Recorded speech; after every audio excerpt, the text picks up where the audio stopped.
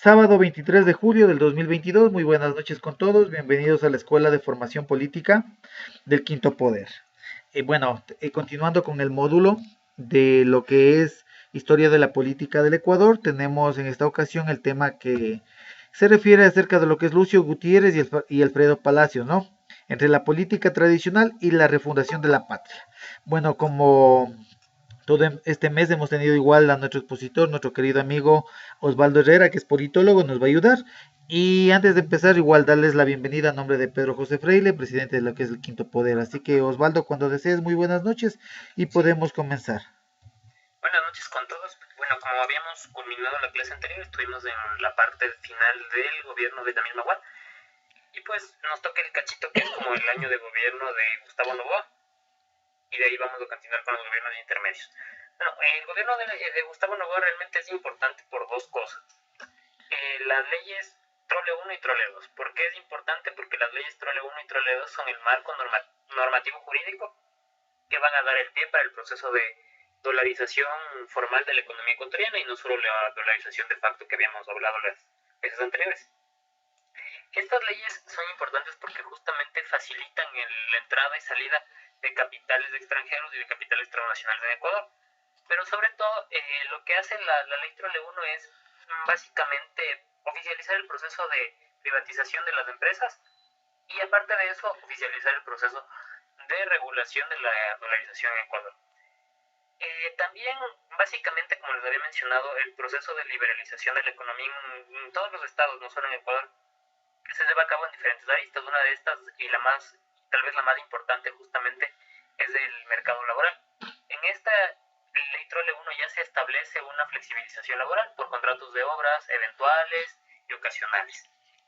Entonces, adicionalmente lo que hace la ley Trole 1 es ser una ley de múltiples aristas, no solamente la parte de la dolarización, o solamente la venta de las telefónicas o de las empresas eléctricas, sino justamente la posibilidad de intervenir en varios sectores de la economía. ¿Cómo se puso en énfasis esta ley Trole 1? Pues se acuerda que en la Constitución de 1998 se había mantenido la prerrogativa de que el presidente puede enviar proyectos de ley de carácter económico urgente que deben ser tratados en 30 días y si a partir de los 30 días pues el legislativo no se pronunciaba, pues entraban en vigencia por el Ministerio de la Ley. Entonces esto pasa con esta ley. Este es uno de los ejemplos como más importantes, porque la ley Trole 1 es una ley sumamente trascendental para la vida económica y política del Ecuador, y esta se pone en énfasis no por una discusión del legislativo, que era la representación de las personas que eran ciudadanos en esa época que podían votar, sino que fue más bien impuesta directamente por el Ejecutivo y no fue tratada por el Legislativo. Sí, adicionalmente, como todos conocemos, pues el gobierno de Gustavo Noboa empieza la construcción del oleoducto de crudos pesados transecuatoriano, o CP. Y pues, como les he mencionado, la otra ley importante es la ley Trole 2. La ley Trole 2 también es importante porque en esta se continúa con el proceso de liberalización del mercado de trabajo, la privatización de ciertos sectores de la economía. Pero en este momento ya se pone énfasis en sectores tan importantes como el petróleo, el agua, que pues a la actualidad no han sido privatizados, pero se intentó, porque como les había mencionado en la Constitución del 98, ya se establece la posibilidad de que el Estado no tenga el control exclusivo de estos sectores, sino que puedan ser privatizados a cualquier persona natural o jurídica que pueda contar con la posibilidad de explotar estos recursos. Lo que hizo la ley Trole 2 fue básicamente continuar con lo que ya había empezado la ley Trole 1, pero ampliarla a los sectores más importantes de la economía, pues el petrolero es una de las bases de las que se sostiene el Estado ecuatoriano para su financiamiento. Entonces, lo que hacía esta ley era dar una permisividad importante al capital internacional, sobre todo, como les había dicho, en la explotación minera e hidrocarburífera. Lo que se hacían era extender una serie de exenciones fiscales para que los sectores mineros e hidrocarburíferos puedan explotar estos a través de importar bienes productivos o bienes de capital, es decir, maquinaria. La lógica de esto era que el negocio pueda importar la maquinaria necesaria y que el Estado únicamente le cobraba un 3% de la producción bruta que el yacimiento minera o explotación hidrocarburífera tenía. En esta ley también se habla de la necesidad de mantener pues, los estudios de impacto ambiental para poder generar estas explotaciones. Pero lo que hizo esta ley fue eliminar los controles que tenía el Estado. Entonces, estos estudios de impacto ambiental que generalmente se hacían eran estudios que no tenían solidez. Entonces, se hacían como un trámite nomás. Lo que se hacía era contratar a una consultora que se encargara de temas ambientales, y a través de esta consultora, pues, se hacía énfasis en ciertos elementos. Se le decía a la consultora lo que tenía que poner, lo que tenía que decir. La consultora realizaba los informes, el estar avalada por los órganos de control, pues se creía ciegamente en este tema de la consultora y se procedía. Este tema es importante porque, como en la Constitución del 98 se habían avalado los derechos colectivos de los pueblos de nacionalidades indígenas y afroecuatorianos, uno de esos derechos colectivos era la consulta previa e informada para las explotaciones dentro de los territorios, porque se concedía autonomía a los territorios específicamente de los pueblos, nacionalidades afroecuatorianos e indígenas, pero no sucedió. Básicamente en todo este periodo hasta la actualidad no se ha llevado una consulta previa de si un territorio ancestral va a poder o no contar con estos temas de explotación minera y hidrocarburífera también. Un tema que es bastante recurrente en estas leyes cuando se hace un análisis jurídico es que estas leyes son como la ley, por poner un ejemplo más reciente, como la ley económica que trató de enviar el presidente Guillermo Lasso, que pues no se inmiscuye solamente en, por ejemplo, modificar el código monetario, sino que modificaban varios cuerpos legales existentes. Para poner énfasis en la parte más importante, la ley Trole 2 modificaba 31 cuerpos legales existentes y esta modificación, sin tener en cuenta toda la estructura legal del Estado, generaba problemas e incongruencias jurídicas. Pero como ya sabemos, pues estas leyes fueron aprobadas bajo el amparo de los partidos que bloqueaban el tratamiento de estas leyes y al mismo tiempo por las disposiciones constitucionales que permitían que el presidente envíe estas leyes de carácter económico urgente, como pasa hasta en la Constitución de 2008, para que puedan ser aprobadas de manera rápida y efectiva. Ahora, dentro de todo este proceso de liberalización de la economía y del mercado de trabajo sobre todo, se debe tener en cuenta que se crearon los puestos polifuncionales en el tema de trabajo. Antes, generalmente, lo que se solía tener en temas de trabajo formal era que una persona era contratada para un cargo y en ese cargo se le ponía un número de tareas específicas y ese número de tareas específicas no podía flexibilizarse. Si una persona era contratada, por ejemplo, para ser mecánico, pues su labor era ser mecánico. En cambio, ahora con el tema de polifuncionales, una persona puede fungir de cajero, de mesero, de lavaplatos, de lo que se nos ocurra. Y esto pasa porque la economía se va volviendo compleja cada vez más. Entonces se necesita una cierta adaptación incluso del tema de trabajo. Pero Novoa continuó con el proceso de liberalización de la economía y pues lo que hizo fue en este proceso seguir con la firma de una carta de intención con el FMI. Y lo que esta carta de intención hacía, al igual que las otras, era promover el alza de tarifas de servicios básicos en base a la eliminación de los subsidios, sobre todo del gas, gasolina y diésel, que eran los subsidios y los subsidios que hasta hoy son los más cuestionados desde el Estado y desde los sectores políticos que están al espectro de la derecha y de otros sectores que también están en la izquierda, que no ven en esto como una parte productiva. También se planteaba el tema del aumento de los impuestos regresivos, pues generalmente es el impuesto al IVA y también el impuesto a los consumos especiales, lo dice, que ha tenido una historia menos importante que el IVA, al ser un impuesto que solo se paga en ciertos momentos o sobre ciertas cosas. Lo importante también es que se genera la Ley de Responsabilidad y Estabilización y Transparencia Fiscal, que crea el Fondo de Estabilización, Inversión Social Productiva y Reducción de Endeudamiento Público, o FEREP. La idea de este fondo pues era utilizar la venta de lo que se hacía en las petroleras y de todos los procesos de privatización, y como su nombre lo indicaba, pues para generar un fondo que pueda servir a la inversión social y productiva. Pero lo que sirve, este dinero que estuvo dentro de este fondo se utilizó generalmente para el pago de la deuda externa. Ahora, un tema importante es que para este momento nosotros ya tenemos en nuestra memoria, los que vivimos en esta época, la privatización del sector de la telefonía móvil. Esto se logra hacer casi sin ninguna oposición de diversos sectores políticos, porque era un tema bastante novedoso. Al menos en los años 90 existió poco, y luego pues no era fácil el acceso a los teléfonos móviles, los teléfonos celulares, por el costo que estos tenían. Pero para este año, para el año 2002, pues ya existió una privatización de este sector porque era un tema novedoso, algo que muy poca gente conocía, y básicamente existieron un oligopolio entre Porta, en esa época, Belsao. Porta llevaba el 56% del mercado y Belsao el 44%. En todo el periodo de Novoa no es que fue un periodo de flores y mieles, donde todo fue bonito y chévere, sino que se dieron manifestaciones constantes, pero el tema de las manifestaciones era que habían estado un poco desgastadas, porque ya se había llegado a lo que nosotros conocemos como tumbar un presidente o el tema de relevo de mandos a través de la misma figura de Gustavo Novoa. Pues continuaríamos con el gobierno de Lucio Gutiérrez, que empieza su periodo en enero del 2003 y compite pues con el eterno candidato que va a ser Álvaro Novoa. Finalmente pues Lucio Gutiérrez era visto como una esperanza, como una figura muy cercana al gobierno de Chávez y de Lula da Silva. Chávez en Venezuela y Lula da Silva en Brasil. Como esta figura de izquierda del socialismo del siglo XXI, iba a ser una cara heterodoxa en el tema este del manejo político y económico de las finanzas y todo el tema en Ecuador, pero finalmente no fue así. Para el año 2002 se presentan 11 candidaturas a la primera vuelta.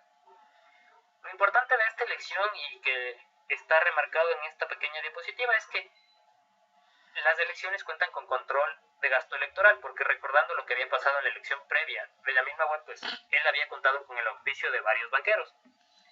Y contar con recursos ilimitados y casi infinitos provocó de una u otra manera, como tal vez como factor directo o indirecto, eso no se puede saber en este momento, que la misma UAD ganara y que finalmente los banqueros pudieran utilizar su influencia directamente en el gobierno.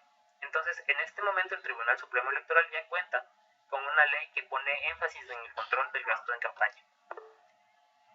Lucio Gutiérrez entra a competir en el espectro político de Ecuador con un partido nuevo, que es un partido que él mismo crea, justamente el Partido Sociedad Patriótica o PSP, 21 de enero, recordando el momento del alzamiento del 21 de enero del 2000. La idea de este partido era unificar las fuerzas de izquierda, por lo tanto, los sectores de izquierda como Pachacuti, en esa época denominado como Movimiento de Unidad Plurinacional Pachacuti Nuevo País, que eran realmente dos sectores que confluían en esta representación política, y el Movimiento Popular Democrático, se unieron y se aliaron para darle esta plataforma electoral a Lucio Gutiérrez. Lucio Gutiérrez gana en primera vuelta sobre Álvaro Novoa. Y finalmente, para la segunda vuelta, varios sectores políticos, tanto de izquierda como de derecha, respaldan a Lucio Gutiérrez, aparte de varios medios de comunicación. Pero un tema importante que hay que reconocer en este periodo es que Lucio Gutiérrez pues, no representaba a una clase social o a una fracción de una clase social o a un grupo social determinado. Lucio Gutiérrez pues más bien era como la representación que los ecuatorianos ya tenían de haber estado cansados de los políticos tradicionales. Por eso se le asociaba la figura de Hugo Chávez. La historia tiene dos paralelos. Hugo Chávez también había intentado dar un golpe de estado, y Lucio Gutiérrez también.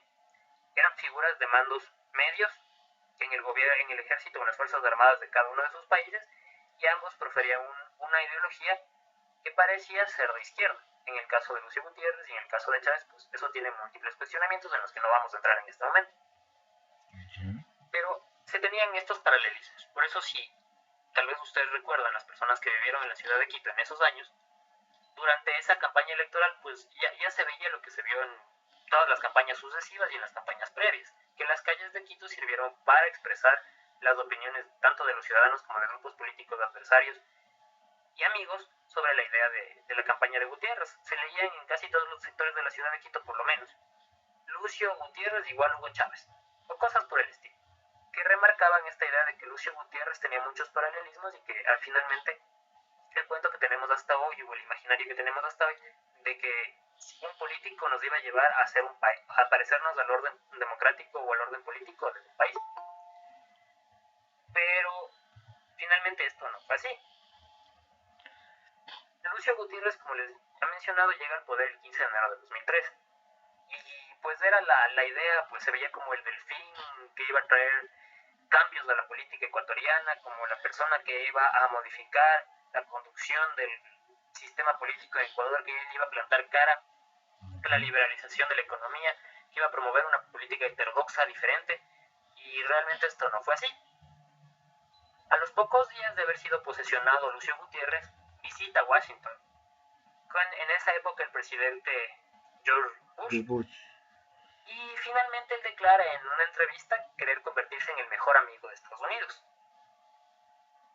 En esta visita, Gutiérrez se compromete como representante del Estado ecuatoriano a plantar cara al narcotráfico y a los guerrillos en Colombia, es decir, apoyar directa o indirectamente lo que es el Plan Colombia. Entonces, la base de esto es que Ecuador se inmiscuye en el manejo geopolítico que los Estados Unidos ya tenían de la región. Y este manejo geopolítico, como les había manifestado, pues la idea de los Estados Unidos ha sido formar siempre una área de libre comercio con toda la región, desde México hasta la Patagonia. Pero el tema es que por diversos procesos no se ha dado. Pero tenemos tratados como el Tratado de Libre Comercio de América del Norte, que ya formó una área de libre comercio en toda la América del Norte, con Canadá, Estados Unidos y México, y diversos tratados de libre comercio con otros países, incluso el Tratado de Comercio que nosotros estábamos negociando y que empezó a negociarse en el gobierno de Lucio Gutiérrez. Esta área de libre comercio para las Américas, que ya era una iniciativa de George Bush padre, que se había planteado más o menos en el año 89-90, se estaba intentando llevar a cabo. Y Gutiérrez, pues, alineó al Estado ecuatoriano a este proceso. Continuó con lo que son las firmas conocidas de cartas de intención con el FMI. La idea de esto igual era subir el precio de los servicios básicos, eliminando de una manera un tanto gradual los subsidios que se les daban a estos. Al mismo tiempo, Gutiérrez pudo, o bueno, en la carta de intención que firmó, que es como un pequeño acuerdo que va a guiar la política de los países con el FMI, se preveía un aumento de la jornada laboral.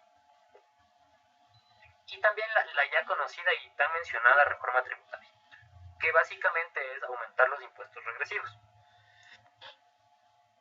Con esta visita y con el proceso de acercamiento a la derecha que tuvo Lucio Gutiérrez, la alianza inicial del gobierno que tuvo con el MPD se rompe en julio de 2003 y para agosto del 2003 se rompe con el Pachacuti.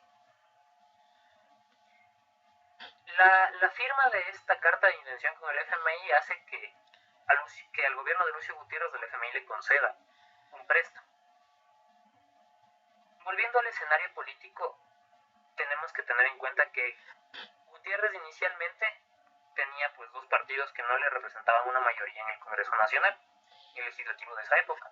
Entonces se acerca a la derecha y inicialmente pacta con el Partido Social Cristiano y hace una especie de entrega de diversas instituciones del Estado, como el Tribunal Constitucional y el Tribunal Supremo, a este partido en abril del 2013. Más adelante, en septiembre del 2004, pues va a romper con el Partido Social Cristiano y va a generar una nueva alianza con su enemigo político, entre comillas, Álvaro Noboa, y su Partido Renovador Institucional de Acción Nacional, PREA, y luego con el PRE de Abdala Bucaram. Esto va a llevar a que la mayoría en el Congreso de ese momento destituya a los miembros de la Corte Suprema de Justicia en diciembre del año 2004. Para el año 2005, Guillermo Castro Dájer, alias El Pichi, asume la presidencia de la Corte Suprema de Justicia. Esto es importante porque se ve la intervención directa de la mano del Ejecutivo en la justicia. Entonces, la Pichicorte, como se le denominó la Corte Suprema en ese momento, suspende los procesos que se estaban llevando a cabo contra Alberto Bajic por el tema de los sobornos, con el tema de los sobornos que ya lo habíamos tratado, por Abdala Bucaram por las múltiples causas que él tuvo, y contra Gustavo Noboa por diversos hechos que también acontecieron en su gobierno. El tema era que Lucio Gutiérrez ya venía enfrentando un proceso de crítica social y una crítica política bastante fuerte desde los sectores a los que él había traicionado, con los que firmó su pacto, primero con el Partido Social Cristiano. Entonces, siendo uno de los partidos más fuertes del Congreso Nacional, ya venía haciendo una crítica a su gobierno. El tema es que al inmiscuirse directamente una figura como Guillermo Castro Dájer, que era cercana a Abdalá Bucaram, líder del Partido Revolucionario Ecuatoriano en la justicia, se acusa a Lucio Gutiérrez de dictador por haber inmiscuido directamente su interés en otras funciones del Estado. Entonces, la crítica aumenta poco a poco, en los meses de enero hasta finales de marzo, inicios de abril. Bucaram, pues, como su juicio había sido anulado, regresó brevemente al Ecuador y pues, no fue del agrado de casi nadie dentro del país. Recordemos que se dieron diversas manifestaciones en contra de las medidas de la Bucaram y finalmente él terminó retornando a Panamá. Estas manifestaciones pues se llevaron a cabo porque evidentemente los actos de corrupción de su gobierno todavía estaban frescos en la memoria nacional. Hay que recordar que no habían pasado para ese momento ni siquiera 10 años, habían sido 7 años del proceso de crisis política de 1997. Todo este proceso de descomposición política y social que había venido llevando a cabo de una manera sumamente acelerada el gobierno de Lucio Gutiérrez lleva a que en diversas declaraciones en varios medios de comunicación Gutiérrez acuse que las protestas que se estaban llevando a cabo en la ciudad de Quito y en otros sectores sean protestas por forajidos, porque un forajido es una persona que está fuera de la ley. Entonces él decía que su gobierno tenía una amplia aceptación popular y que las protestas pues representaban un ínfimo porcentaje de la ciudadanía ecuatoriana, un ínfimo porcentaje de las personas que habitaban en Ecuador, que realmente solo eran forajidos, que estaban fuera de la ley y que por eso no había que hacer caso a las protestas y a los temas que se planteaban dentro de estas protestas. El tema es que las protestas se fueron agudizando poco a poco y eran protestas que se daban por diversos sectores de la sociedad. Mayoritariamente empezaron a hacerse en las noches, porque la movilización pues la encabezó mucha de la clase media de diversas ciudades como Guayaquil. Las medidas que sobre todo causaron indignación en este proceso fueron los cacerolazos, los reventones y otro tipo de manifestaciones que lo que presentaban era este tema de fortalecer el movimiento de los forajidos. Pero hay que recordar que justamente el tema de la rebelión de los forajidos, como se le denominó en ese momento, no era una rebelión como los levantamientos indígenas que representaban a un solo sector de la sociedad, los levantamientos indígenas hasta este periodo, porque hay que recordar que más adelante van a ser interlocutores de diversos sectores de la sociedad. Los levantamientos indígenas hasta este momento representaban el sector indígena de la población ecuatoriana y cuando los levantamientos juntaban, por ejemplo, a CONAIE con FUT, pues eran diversos sectores. Sin embargo, la fuerza del levantamiento de los forajidos consistió en que no era únicamente una clase social, a pesar de haber estado no dirigida, pero sí liderada por una clase media, pues aglutinaba a la lucha de diversos sectores populares. Y se veía este antagonismo que se venía perfilando desde el inicio del gobierno de Lucio Gutiérrez. ¿Por qué se veía este antagonismo? Porque Lucio Gutiérrez venía a encarnar la crítica que los sectores populares ya hacían desde años atrás a los políticos tradicionales. Recordemos la elección de Abdalá Bucaram, que también encarnaba pues esta crítica que se le hacían a los sectores políticos tradicionales y que por ello fue electo. Entonces, en este punto hay que recordar esto. Lucio Gutiérrez pues venía a significar un cambio en los sectores, un cambio en el paradigma político en Ecuador. Pero finalmente pues esto no pasó. Entonces este antagonismo social entre lo que se denominaba en esa época los mismos de siempre y los que no eran los mismos de siempre se agudizaba. Y esto se agudizó aún más con el tema de la Corte de Justicia, de la Corte Suprema. ¿Por qué? Porque se exentó de los juicios, se eliminó las causas judiciales de un grupo de políticos que ya estaba representado como los mismos de siempre. Entonces, la sociedad, en este momento de efervescencia, pues brinca, salta, se organiza, se autoconvoca.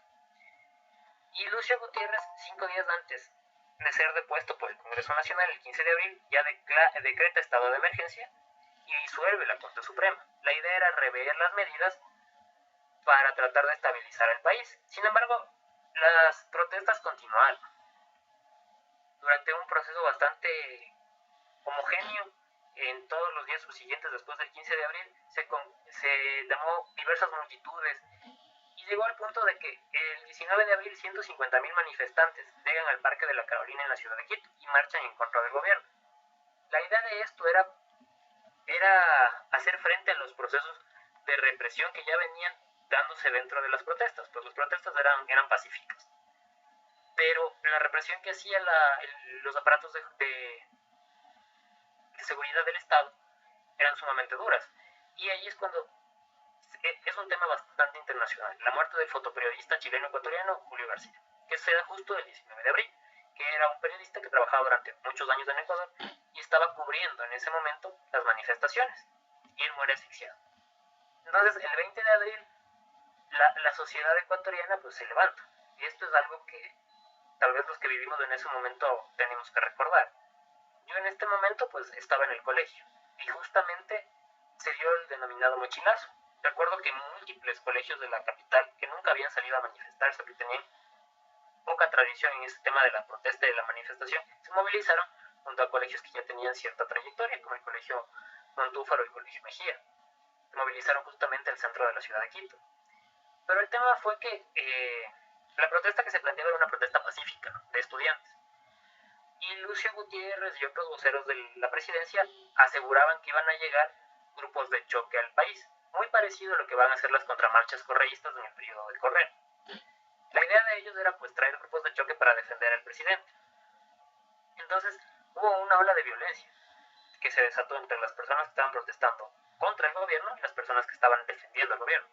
Y hay que recordar las imágenes famosas de personas que estaban en el Ministerio de Bienestar Social y empezaron a disparar a la multitud. Ahí es cuando nace la consigna que se vayan todos. Recordemos que la protesta trascendió de fuera Lucio fuera, el que se vayan todos. ¿Y cómo se dio ese salto? Pues ese salto se dio porque la sociedad se autoorganizó y aparte de autoorganizarse estaba cansada de que los mismos de siempre, categoría que ya había sido creada muchos años atrás, o la partidocracia, dominara la política en Ecuador. Porque recordemos que el término de partidocracia no era nuevo, era un término que ya se había utilizado, que los analistas políticos, los articulistas políticos, los periodistas ya lo usaban bastante seguido para determinar que en Ecuador no había una democracia, sino que los que dominaban eran los partidos políticos y hacían lo que se les ocurría. Entonces el pueblo ecuatoriano no tenía una verdadera representación. Finalmente, hay que tener en cuenta el proceso de autoorganización que tuvo la sociedad en ciudades como Quito, donde la emisora Radio La Luna tiene un papel sumamente importante, porque abre los micrófonos para que la gente pueda expresar su opinión directamente sin necesidad de recurrir a un representante. Este es un tema importante porque la sociedad empieza a interaccionar dentro de sí misma. Los ciudadanos empiezan a tener comunicaciones con otros ciudadanos para poner énfasis en lo que les disgustaba del gobierno y de esa forma organizarse. Lo que pasa ahora con las redes sociales de una manera tal vez más directa, con los medios de comunicación comunitarios que cubren de manera diferente y alternativa los sucesos que los medios de comunicación tradicionales, como las grandes televisoras, cubren desde una línea editorial muy marcada. Entonces, uno de estos medios fue Radio La Luna, que fue un proceso de articulación que permitió a los forajidos, entre comillas, ir organizándose poco a poco para continuar con las manifestaciones. Ahora, con todo este proceso que duró varias semanas, el Congreso realiza diversos puntos de negociación a su interior. Y finalmente, por una moción liderada entre el Partido Social Cristiano y la Izquierda Democrática, se decide destituir al presidente por abandonar el cargo. Pero un tema importante es que Lucio Gutiérrez no se ve abocado fuera de la presidencia hasta que la policía y las Fuerzas Armadas le quiten su respaldo. Y recordamos la escena famosa de Gutiérrez huyendo en helicóptero desde el Palacio Presidencial hasta el aeropuerto, cuando el aeropuerto de la ciudad de Quito todavía estaba dentro de la ciudad. Esta es una escena famosa que podemos recordar o incluso revivirla viendo algún video en YouTube. El tema es que Lucio Gutiérrez pues terminó su presidencia después de 27 meses, 2 años y 3 meses, y va a ser sucedido por su vicepresidente Alfredo Palacio. Como les había dicho, el tema principal de esto es que Lucio Gutiérrez llega al poder, pero no llega representando un sector o un proyecto político como tal, sino como un proyecto sumamente populista que buscaba articular bajo su ala muchos sectores políticos. Y estos sectores políticos finalmente implosionan y Lucio Gutiérrez se ve abocado a recurrir a la derecha tradicional y no logra mantener un dominio del proceso político en Ecuador. Adicionalmente a los casos de corrupción que se dieron en su proceso, en su periodo, que fueron acusados, pero que tuvieron diversas formas de resolución, ¿no? Entonces, después del gobierno de Lucio Gutiérrez tenemos el gobierno de Alfredo Palacio. El gobierno de Alfredo Palacio igual dura relativamente poco tiempo, pero es importante porque aquí va a destacar la figura de Rafael Correa. Pero la idea de Alfredo Palacio igual fue llegar con una clara actitud de refundar las instituciones políticas en Ecuador, porque se veía esta necesidad de que el Estado pueda contar con nuevos políticos y con nuevas formas de hacer política, porque el modelo de liberalización de la economía en ese punto ya estaba siendo casi completamente agotado. No tenía respaldo popular y aparte de no tener respaldo popular, el respaldo con el que contaba de otros sectores políticos no era un respaldo que permitiera que las reformas de liberalización de la economía sean vistas con buenos ojos. Y es un proceso que en toda la historia de lo que hemos visto hasta el año 2005, en el que ya estamos en este momento, desde el año 78, pues se ha llevado de una forma más o menos homogénea, con carencias democráticas, a punta de se aprueba a través del Congreso, hay una protesta, la protesta trata de rever la normativa, la imposición de la liberalización de la economía y pues no se aprueba. Pero la idea de Alfredo Palacio era tratar de desmarcarse un tanto de la política que Lucio Gutiérrez había asumido desde el inicio de su periodo. Inicialmente, pues Palacio enfrentó una ola de refugiados que llegaron desde Colombia por el proceso de lucha que se dio en este país contra el narcotráfico y contra el tema de la lucha contra las drogas en sí mismo, que fue el Plan Colombia. Entonces, los refugiados que llegaban de Colombia eran campesinos que huían de sus tierras por los conflictos entre los grupos armados dentro de Colombia y el ejército de Colombia, las Fuerzas Armadas colombianas. Entonces lo que hizo Palacios fue poner algunos frenos a la intromisión de la política norteamericana en Ecuador. Uno de estos fue no firmar el convenio que permitía que los militares norteamericanos estuvieran impunes por cualquier crimen cometido en Ecuador. Asimismo se quedó al margen del Plan Colombia. Ecuador en ese momento mantuvo cierta neutralidad a pesar de mantener cordialidad con las relaciones con Colombia.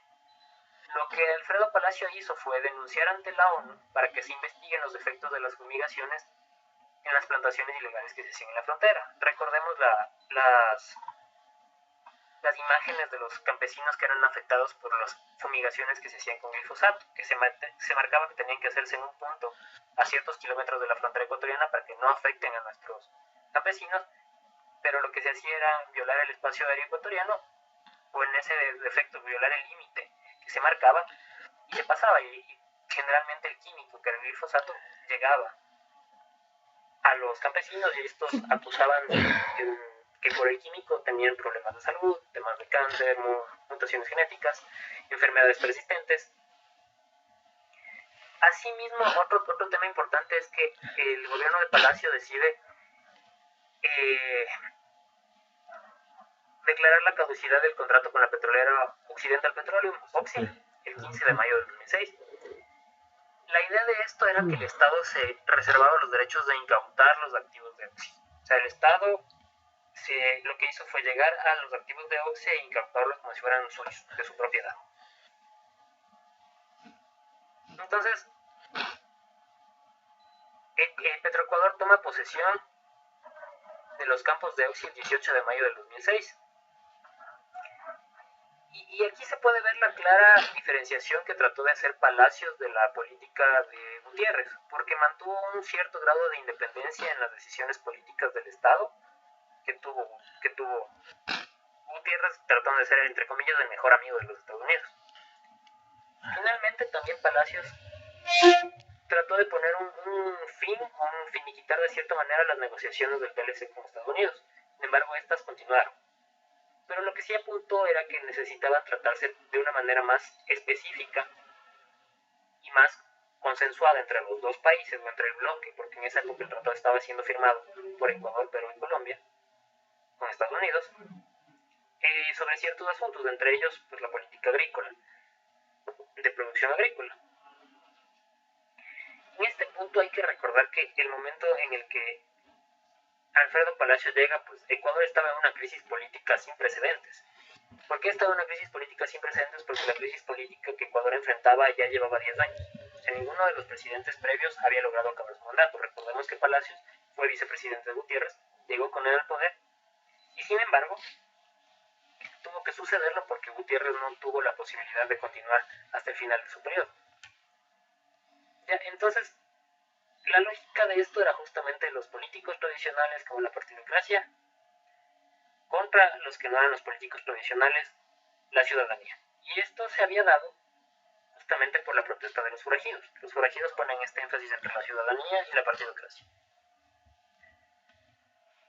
Como les había dicho, uno de los puntos más importantes del gobierno de Alfredo Palacios, o Palacio mejor dicho, era la emergencia de la figura de Correa. El tema es que Correa llegó a ser ministro, pero no duró mucho tiempo. Fue ministro de Economía y tomó una serie de medidas poco ortodoxas. Y se trató de plantear cara a la política económica neoliberal, entre comillas, a lo que ellos han llamado neoliberal. Y el tema es que se elimina el FEREP, el Fondo de Estabilización, Inversión Social y Productiva y Reducción del Endeudamiento Público. Y se crea un fondo especial. Básicamente la idea de la creación de este fondo era que el Estado pueda invertir en electrificación y en explotación hidrocarburífera. Y también que contara con una cuenta de inversión social. Finalmente, Correa tiene ciertas desavenencias o ciertos desencuentros con Palacio y renuncia. Pero la figura de Correa ya había sido posicionada ante los medios de comunicación y ante la ciudadanía en Ecuador. Y eso es algo que nosotros tenemos que tener muy en cuenta para analizar el siguiente periodo. En este punto vamos a analizar las elecciones del 2006 como escenario previo a el periodo de Rafael Correa. Hay que recordar, como les he dicho, que la crisis política y el desgaste que tuvieron los políticos en Ecuador fue sumamente grande durante los 10 años de este proceso. Si no, previamente ya habían existido momentos de crisis, pero este fue el más importante. Al menos de la historia reciente. Recordemos que el retorno a la democracia se hace en el 79, y en 1997 ya inician los procesos de desestabilización, es decir, no hay una estabilidad política que no duró ni 2 décadas. Entonces, uno de los elementos más importantes a tener en cuenta es que el movimiento indígena pierde legitimidad en este momento, al haber sido aliado de Lucio Gutiérrez y al haber gobernado con Lucio Gutiérrez. Entonces, la representación o la vocería que el movimiento indígena tenía en el tema de las movilizaciones sociales en contra de un gobierno, pues en este momento se desarticula, pierde el peso político que tuvo el movimiento indígena previamente. Pero como les decía, hay nuevos sectores sociales que se van incorporando poco a poco. Entre ellos van a asomar ciertos, tal vez por darles un nombre, intelectuales de diversos sectores políticos de izquierda y de derecha, que se desmarcan de los grupos tradicionales para criticarlos, tanto desde una perspectiva como de otra. Justamente estos sectores aparecen porque los líderes políticos tradicionales ya habían perdido total legitimidad, entonces no había a quien regresar a ver en ese momento. Y pues los medios de comunicación empezaron a apuntar a los analistas políticos como estos posibles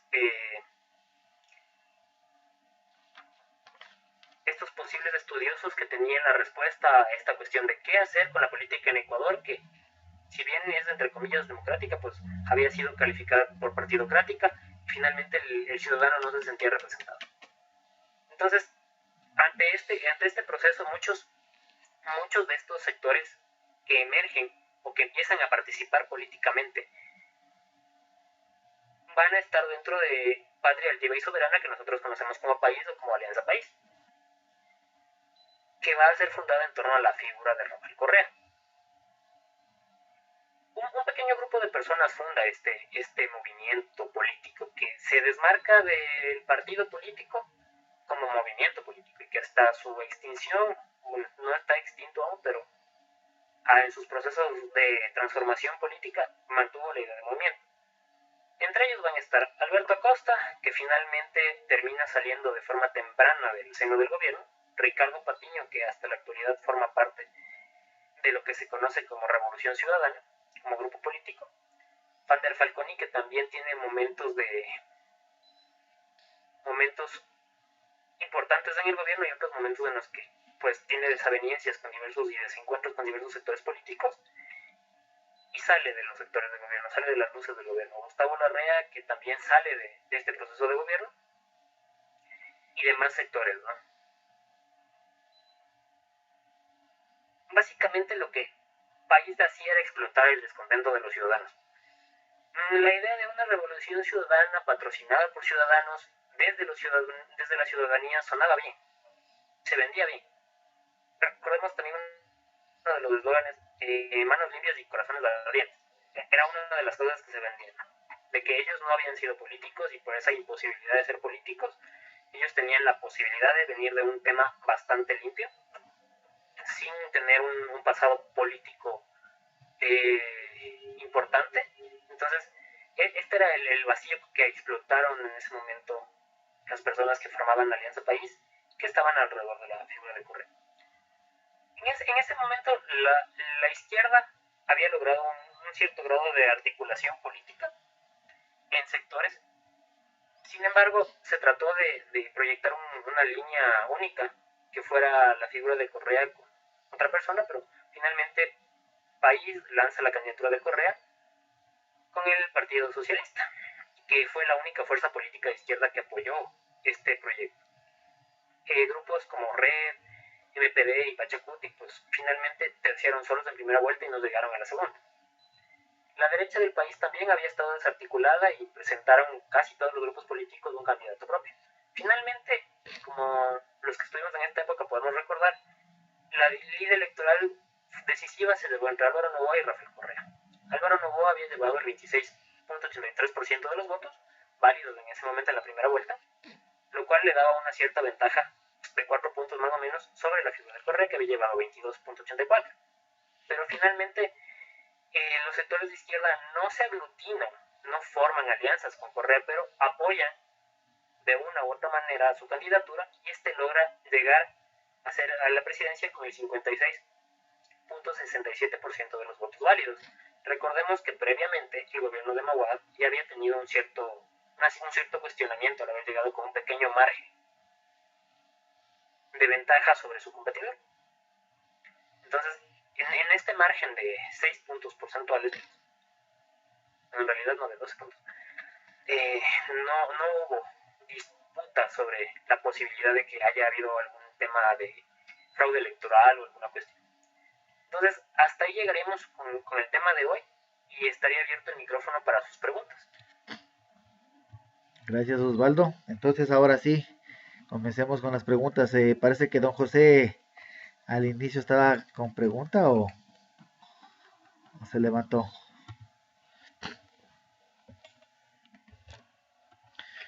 Muy interesante el tema, ¿no? Como vemos y empiezan a aparecer nuestros queridos personajes que ya les conocemos. Víctor, dale. Hola, buenas noches. Osvaldo, yo tengo una inquietud. En el caso de Lucio Gutiérrez, quiso volver a la presidencia, se candidatizó todo. ¿A qué se debe ese afán? O sea, ¿por qué los políticos que ya pasaron, por qué quieren volver a la política? ¿Quieren volver a ocupar las mismas dignidades o más todavía? A ver, ahí hay dos temas. El primero es que la política en los países de América Latina y en los países que están en vías de desarrollo y que no han tenido una tradición democrática de siglos, como por ejemplo tal vez Estados Unidos o tal vez en momentos de ciertos países de Europa, que no tenemos democracias consolidadas, no entendemos el concepto de la política profesional.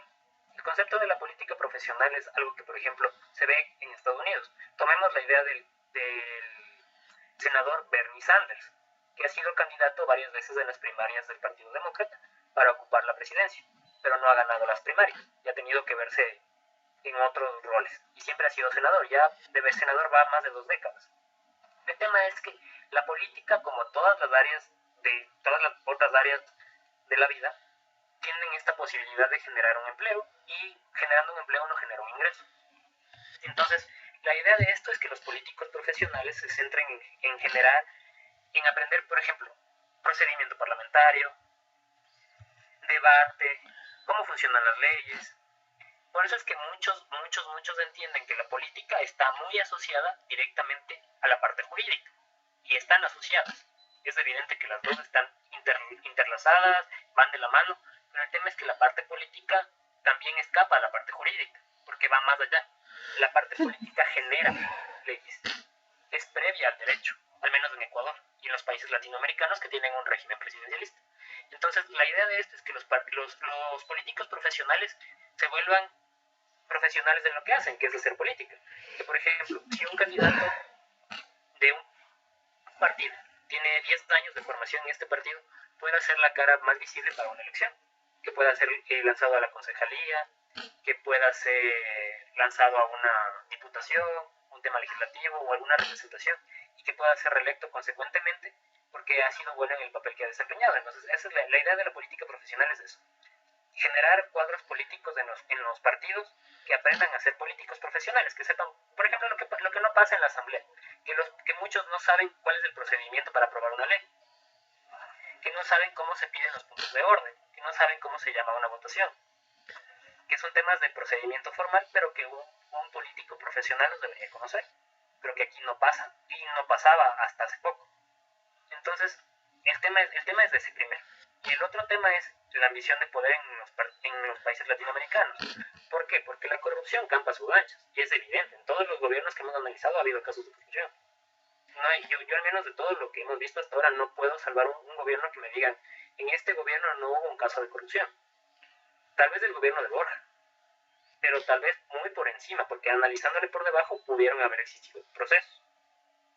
Entonces, yo diría que esta ambición del poder por generar ingresos a través de redes de corrupción o redes clientelares de corrupción viene de los dos lados, tanto de la política profesional como de la parte de la corrupción. Pero, por ejemplo, hay un cuestionamiento que se puede hacer y que es bastante importante: es que la política profesional, por ejemplo, uno de los partidos más antiguos en este país, que es el Partido Social Cristiano, que va a cumplir más o menos 80 años de existencia en Ecuador, se analiza y uno dice, por ejemplo, la figura de Jaime Nebot. ¿Por qué Jaime Nebot no se lanza como político profesional, que ya es al haber sido alcalde de Guayaquil durante más de una década? ¿Por qué no se lanza nuevamente a una concejalía, a una prefectura?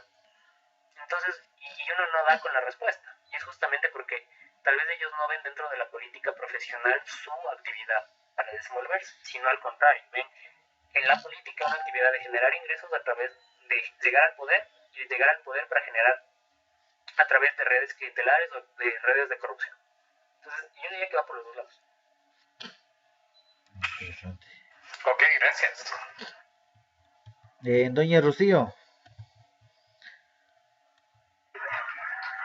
Buenas noches con todos. La pregunta es, ¿me podría indicar, por favor, cuál era la estrategia económica del señor Alfredo Palacios? Gracias.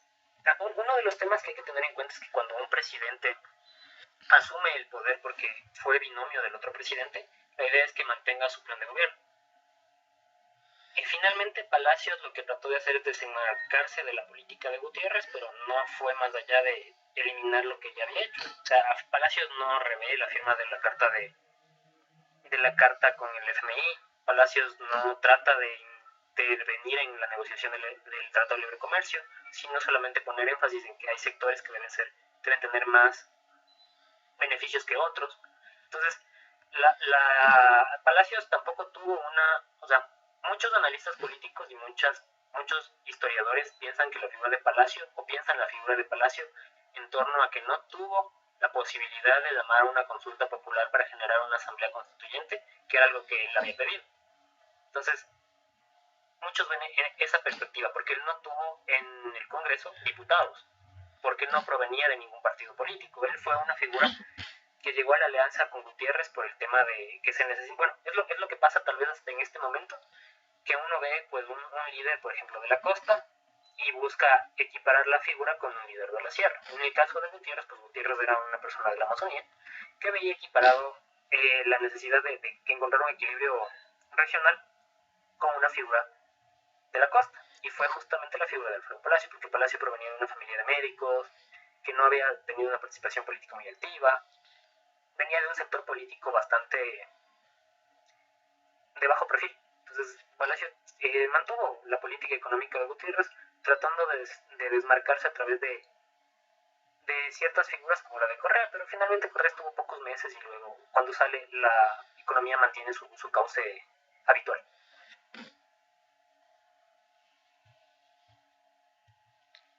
Don José.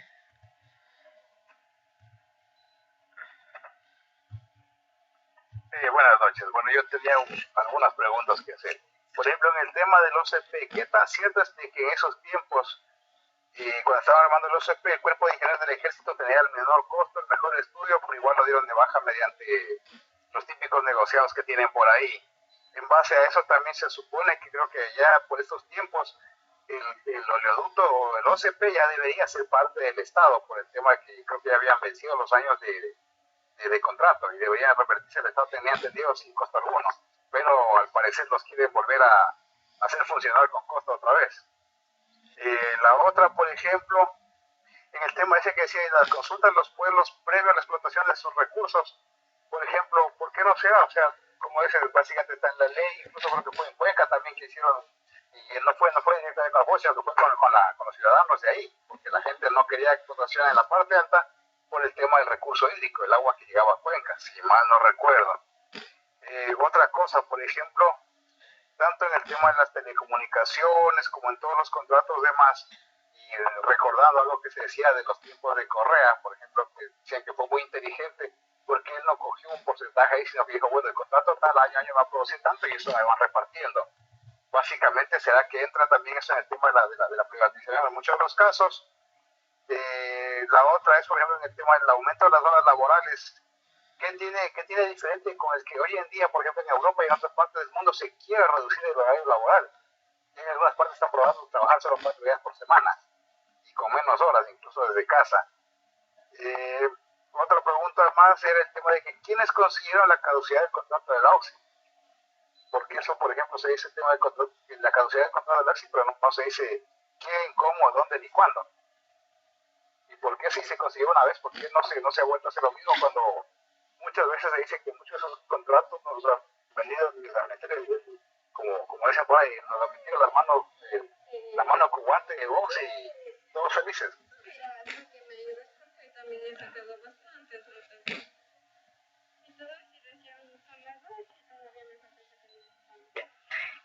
Verá, primero, el tema del OCP es que funciona netamente como una empresa privada que facilita el transporte de crudos pesados en Ecuador, que finalmente la calidad del crudo en Ecuador no es la misma calidad que tiene ni la facilidad de extracción que tenemos en otros países, como por ejemplo Arabia Saudita, que es sumamente económico y sumamente bueno el crudo.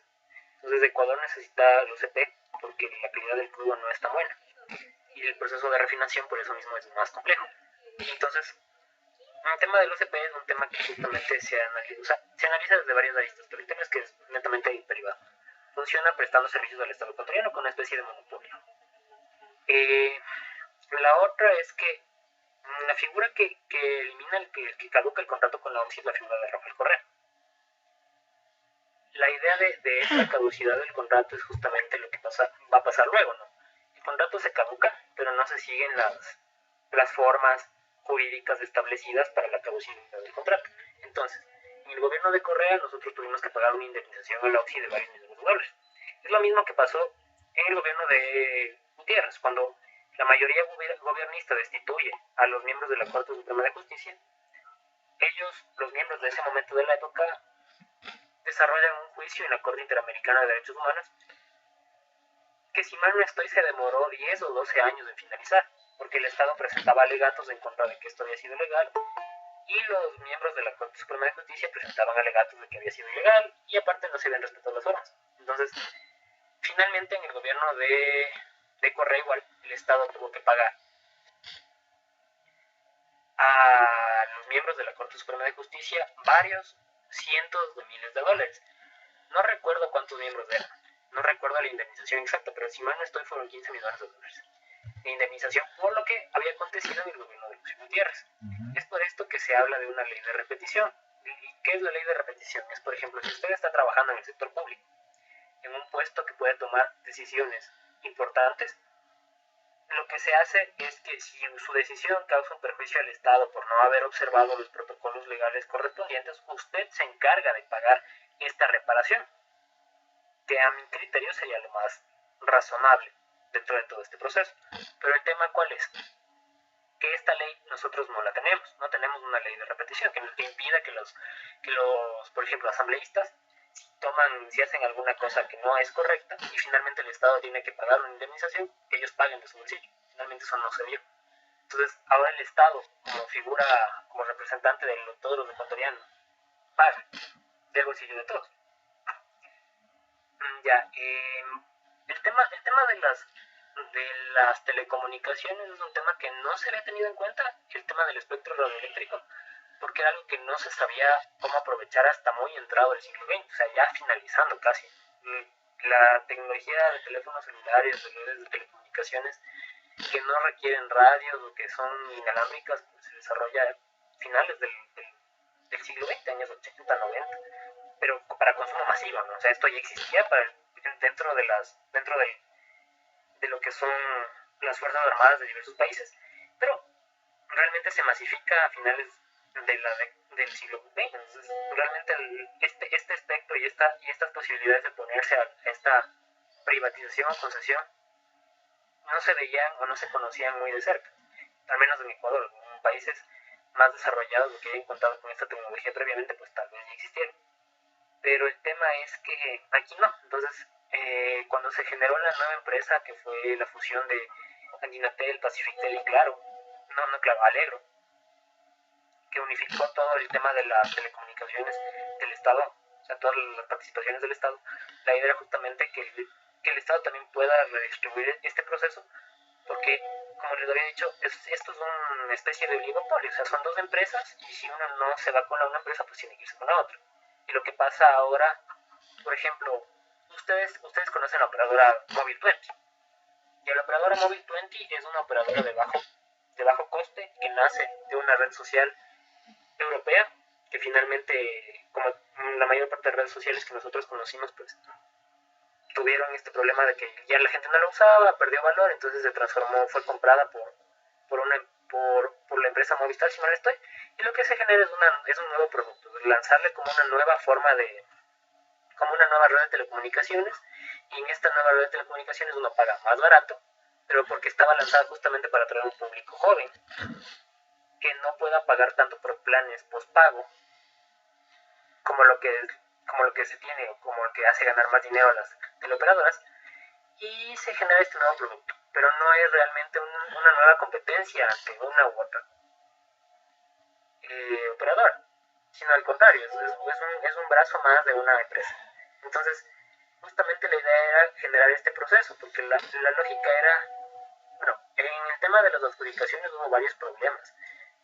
Yo no sé si ustedes son usuarios por ejemplo, de la Telefónica Claro.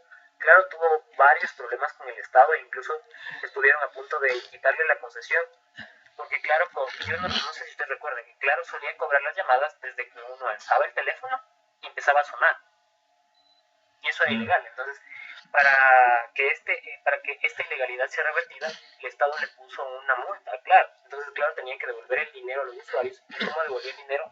Ahí entran las promociones, entre comillas, porque no fueron promociones, fueron la devolución del dinero que ellos acapararon de una manera ilegítima o ilegal, a través del tema de las recargas 2x1, de las recargas triples, de dobles, que eran las promociones que nosotros tuvimos durante varios años.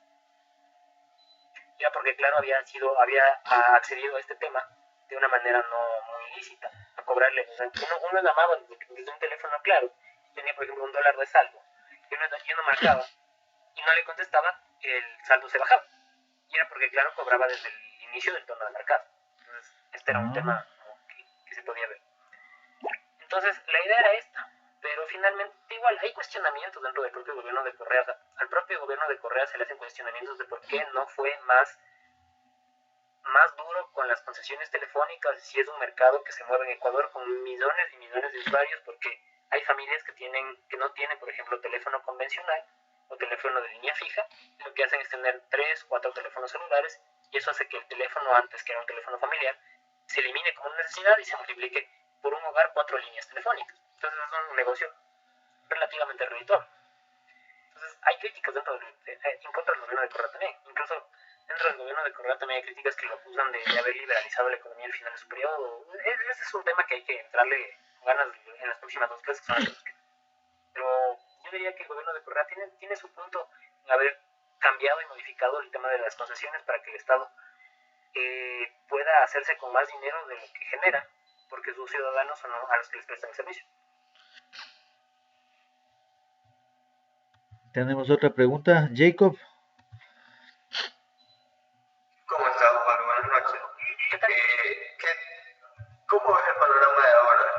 Porque lo ves similar quizás al 2005-2006, donde Ecuador está harto de los partidos políticos, de los partidos políticos que han estado durante muchos años y quizás buscan una figura nueva o ideas nuevas, ¿no? ¿Cómo crees tú que sean las próximas elecciones al 2025 o proyectadas a estas elecciones seccionales que se vienen en el 2023? A ver, yo creo que en el tema actual hay una cosa importante, y es que nosotros tenemos ahora una dicotomía que se puso en el escenario político, que es la dicotomía correísta-anticorreísta, ¿ya? Y ustedes ahora ya no, o sea, al menos yo no he visto, o al menos siento que no he visto, una dicotomía como la que teníamos antes, de sectores de izquierda, sectores de derecha, plenamente identificados, que puedan decir, bueno, yo soy de derecha, yo soy de izquierda, mi línea política y económica es esta, mi línea política y económica es la otra, y pues yo voy hacia eso. La línea que ahora se sigue, lastimosamente, incluso desde el gobierno, es la línea correísta, anticorreísta.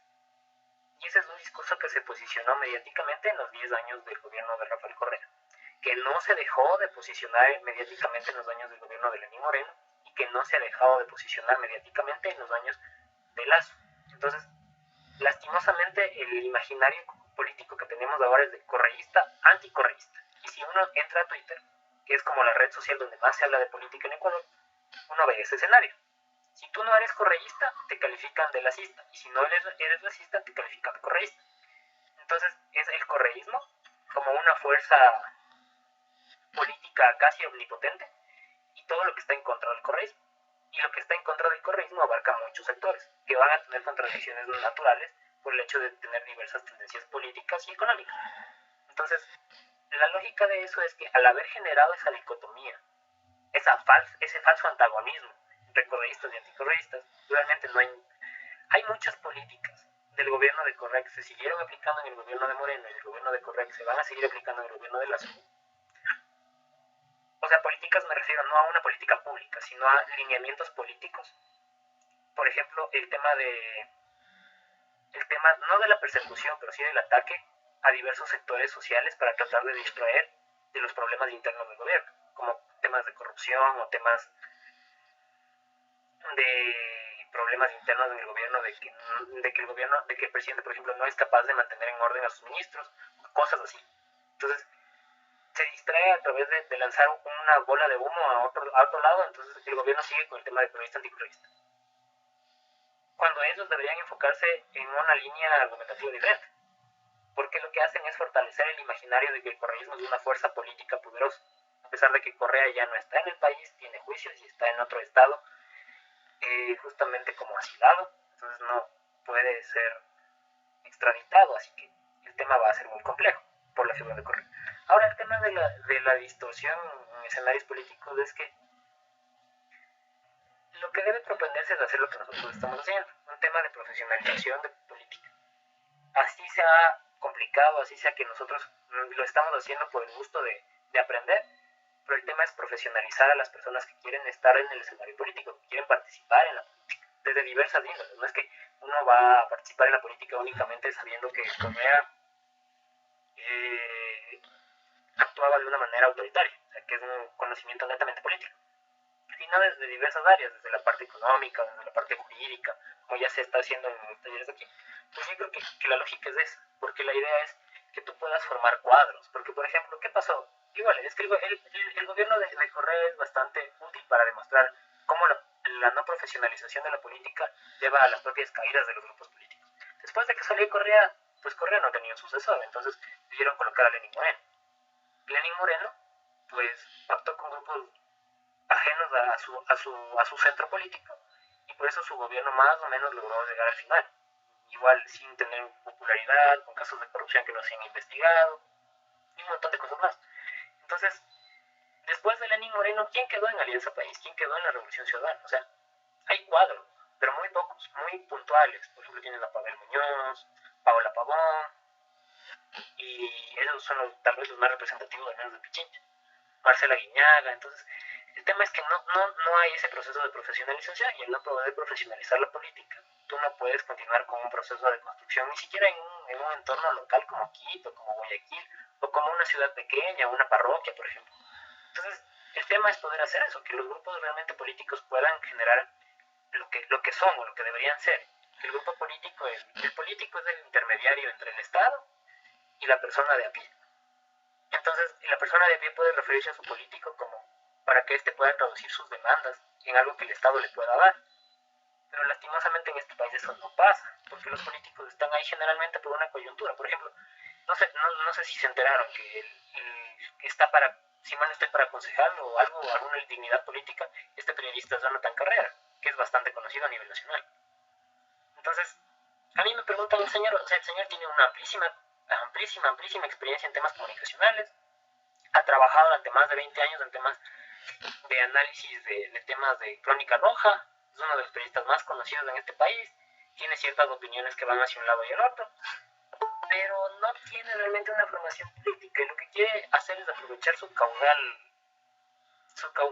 de haber sido, de ser, o de estar posicionado como una persona conocida, para aprovechar votos. Entonces, ahí está. Pero en este sentido, por ejemplo, yo creo que la izquierda, sobre todo a partir de los años 2006 en adelante, se ha visto muy absorbida, como tú dices, por AP, representado por Correa, porque, o sea, los correístas obviamente dicen que son tendencia izquierda, pero al final tienen muchas cosas de izquierda, son de otro tipo de ideologías políticas.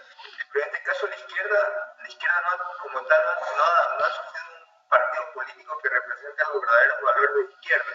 Y en su caso también la derecha se ha visto absorbida por los viejos partidos como PSC, y no han habido partidos nuevos que representen realmente una ideología marcada de tendencia de derecha o de izquierda, ¿no? ¿Tú crees que sea posible que ahora, quizás con una nueva generación, yo creo que ya la generación de 2000, del 90 en adelante, son gente quizás que ya está viviendo otra visión, pueda surgir, pasar lo que pasó en el 2006 de dar otra tendencia y al país? Yo creo que sí, va a haber un salto, o sea, va a haber una persona que va a llegar a movilizar a cambiar el escenario o el tablero político a nivel local. Al menos en Ecuador va a llegar esa persona. Ahora los políticos se están posicionando, pero el tema es que son importantes las elecciones seccionales para ver esta posibilidad. Y un tema que te refiero ahí, por ejemplo, el Partido Social Cristiano logra tener este posicionamiento, al menos en los sectores donde es fuerte, porque es un partido organizativamente fuerte, es un partido que se ha preocupado por generar fuerza organizativa, porque sus bases y porque las personas que militan como militantes o simpatizantes en el partido se forman políticamente. Ellos tienen una serie de escuelas de formación de juventudes y cosas que los partidos políticos antes ya tenían, y que algunos abandonaron y que otros recién están retomando, que otros están formulándose, y la ventaja es eso, o sea, Partido Social Cristiano es un partido organizativamente fuerte. que está bajo la égida de un líder que domina todo el escenario, cierto, pero es organizativamente fuerte, porque tiene un centro que logra organizar a las demás partes del partido. Entonces, ese centro dirige, lo que no sucede con otros partidos. O que sí sucede, pues las personas a las que dirigen no obedecen la decisión del líder porque porque el propio partido se ve entre comillas como democrático. Y es algo que ha pasado, que está pasando por ejemplo con el mismo correo. La verdad es que yo no lo veo así porque, por ejemplo, PSC para mí es un partido que desde 2014 en adelante viene de mal en peor en el tema de elecciones. Date cuenta que cuestión el oro, perdieron totalmente prefectura, alcaldía, que eran algo fuerte, ¿no? Tema en Manaví también. Entonces, el tema, donde son fuertes que es en la costa, simplemente les quedó Guayaquil. Y para mí las elecciones pasadas fue una vergüenza que casi la pierden. Bueno, mucha gente dice que la perdió. Y creo que le va a pasar algo similar a estas elecciones. Entonces, por eso me llama la atención de que digas que es un partido fuerte porque no muestra figuras nuevas. Ejemplo, el oro, el eterno profesor cualquiera. Pero son personas que ya rondan los 80 años. Claro, es que a eso me refiero, o sea, es organizativamente fuerte. De ahí políticamente, eso ya puede ser discutido. Pero lo que voy es que organizativamente el partido está muy cohesionado. O sea, ellos saben cuál es la idea política que tienen, saben cuál es hacia dónde quieren ir y el tema de cómo dirigir esas políticas. Entonces, si tú ves, por ejemplo, una alcaldía como la de Vitel y una alcaldía, bueno, no recuerdo, con Falques, pero la dirección política va más o menos hacia el mismo punto. Entonces, el tema es que organizativamente son fuertes, o sea, por dentro están bien organizados. Que no puedan conquistar el voto por A o B razones, eso ya es algo que sale de su control como organización, pero que ellos pueden intervenir a través de marketing político, comunicación política y la generación de votos nuevos. Pero el tema es que organizativamente son fuertes, o sea, tienen una organización que está muy especificada, muy estructurada, y eso les sirve, porque, por ejemplo, tienes el segundo partido más grande no más grande, más antiguo del país, la Izquierda Democrática. La Izquierda Democrática desapareció entre el 2013 y el 2017. O sea, desapareció del escenario político como organización porque no llegaron a alcanzar los votos que necesitaban. El Partido Social Cristiano estuvo a punto de hacer eso, pero no le pasó. Se salvó. Porque el Partido Social Cristiano siempre mantiene un pequeño voto duro en los lugares donde es fuerte. Y ese voto duro es el que le permite mantenerse en el registro electoral como una organización formal. Pero la Izquierda Democrática no pasó, se desestructuró y fue justamente porque muchas de sus figuras salieron a la parte correísta. Tienes a Gustavo Baroja, que fue relativamente importante, el señor González, que bueno, luego forma Avanza, pero que también fue en algunos años de la Izquierda Democrática. Entonces, ese es el tema. El Partido Social Cristiano también perdió muchas de sus figuras, que se han salido y han cambiado y han movido y ahora está pasando. Pero el tema es que, al menos a mi criterio, se mantiene como una organización cohesionada por dentro. O sea, el liderazgo está centralizado y Nebot tiene sus caudillos locales, pero Nebot es la égida principal del partido. Entonces no tienes como un cuestionamiento así a la autoridad de Nebot. Lo cual sucede en la mayor parte de partidos que no tienen un líder tan claro en todo este proceso. Andrea. ¿Cómo están, compañeros? Buenas noches. Mi pregunta va en relación, sí, ligada a la de Jacob, sobre los nuevos líderes que vienen. Entonces, un día estaba viendo hay unos nuevos candidatos en Argentina para las nuevas elecciones que van a haber. Y me llamó mucho la atención, hay un economista que se llama Javier Milei, que la verdad estaba escuchándolo y bueno, yo Osvaldo quería preguntarte y que me despejes unas inquietudes, porque yo lo escuché y claro, él propone unos temas de, por ejemplo, dolarización y habla algo de liberalismo, pero ahí acotó algunos temas. Por ejemplo, hablaba sobre el tema del anarcoliberalismo, también hablaba sobre el microliberalismo y el liberalismo clásico. Entonces, yo quería saber si tal vez tú me podrías un poquito despejar ese tema en relación a estas tres líneas que este economista había más o menos descrito, tal vez si tú tienes conocimiento o en algún momento se aplicó esto y cómo fue, si es que tal vez tú me puedes ayudar con esa inquietud.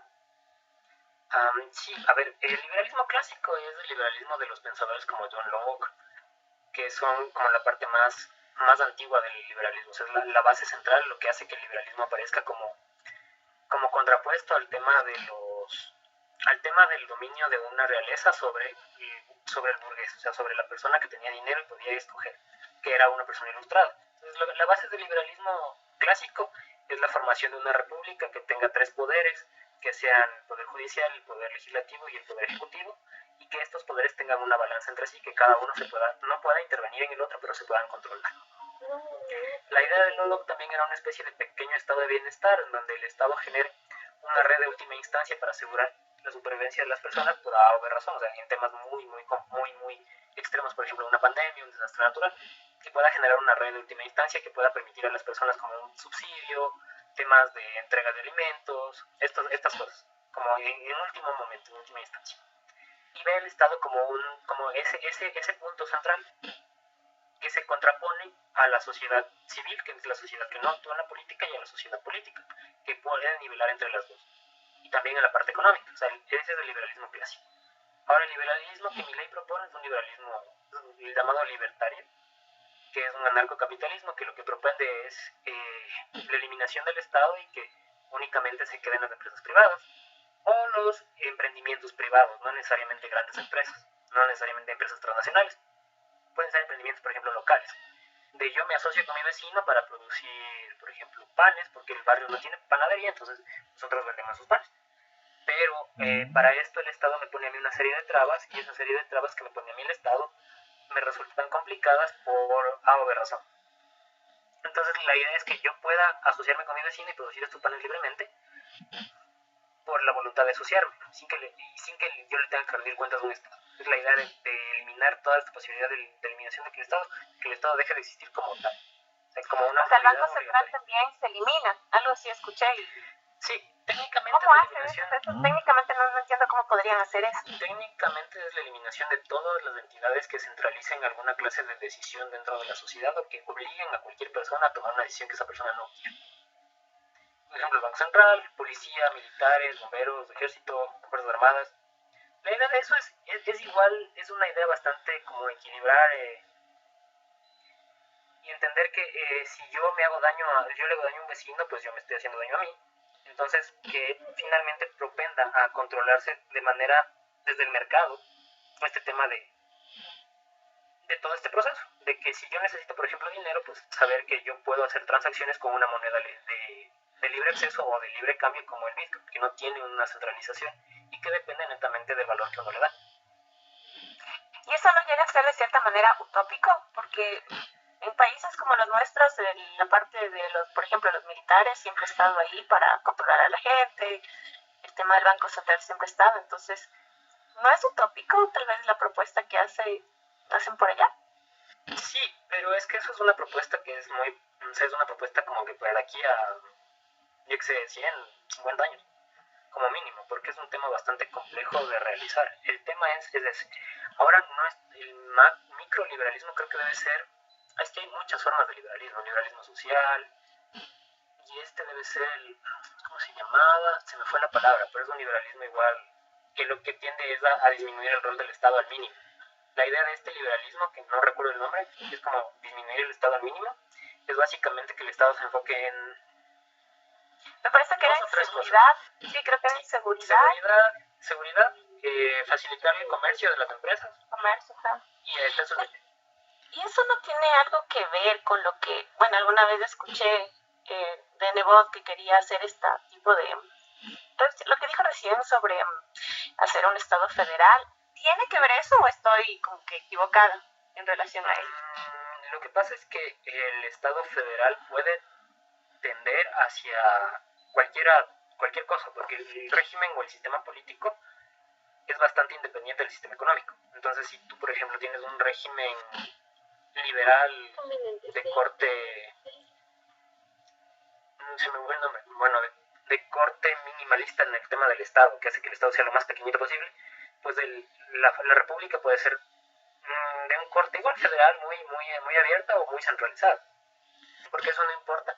Mientras la decisión, por ejemplo, el Estado cuenta con una fuerza armada única, porque no, o al menos yo no conozco de un estado que sea federal y que tenga fuerzas armadas de todos sus estados. Lo que tienes es un control interno, que es la policía, o un cuerpo de control interno, que puede ser un sistema que no sea la policía, que sean agentes civiles, por ejemplo, como los que nosotros tenemos en los municipios, que sean este cuerpo de control interno, pero que igual existe una fuerza armada a nivel nacional. Pero el tema de la política económica no está exento del otro, porque la base de la política económica es poder el control de tributario de todo este apartado. Pero a pesar de eso, incluye cierto nivel de autoridad, pero en el nivel de los recursos máximos o mínimos que yo podría cobrar como impuestos, como tasas o como contribuciones. Pero eso ya depende del proceso organizativo. O sea, puede estar atado al tema económico, pero no. O sea, depende mucho del proceso, cómo se organice cada estado. Por ejemplo, tienes estados como en Estados Unidos, como California, que tienen un fuerte estado de bienestar en base al ordenamiento público, y otros estados muy liberales, que eliminan, por ejemplo, Texas, que elimina incluso la necesidad de un órgano legislativo que se reúna todos los días a legislar, y que solamente se reúne en ciertos momentos puntuales del año, durante ciertos momentos, y que a la gente ni siquiera le pagas por ser diputado. Y otros igual como California, o sea, que tienen un senado y toda la vaina, y otros que no.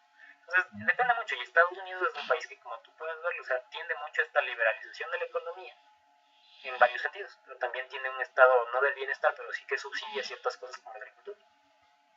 Ah, ya, entonces ese tipo de, por ejemplo, ese narcoliberalismo es algo que no ha sucedido, me imagino yo, que es algo que se propone, pero quedará para algún día que alguien lo pueda hacer, no como es esta persona, ¿no? Pero lo que puedes ver es, por ejemplo, el tema de las sociedades, el inicio de sociedades libres. O sea, mientras más libre la sociedad, suele ser una sociedad más